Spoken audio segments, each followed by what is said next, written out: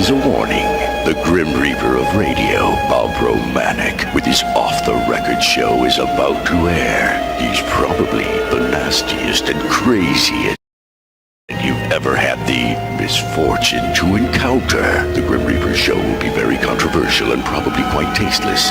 If you are even slightly offended by controversial matter concerning religion, racial matters, politics, or life's problems, you are hereby warned to turn this program off immediately. The Grim Reaper show will be, like his face, very scary and very ugly.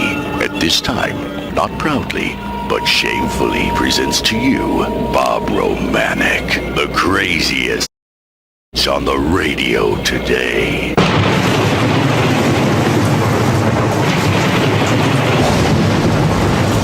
This is Bob Romanik, the Grim Reaper of radio, and you're listening to the all-new KQQZ 1190 AM.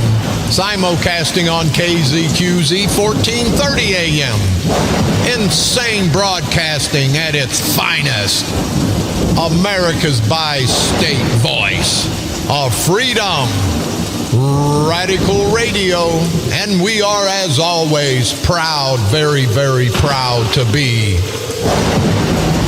the Patriot.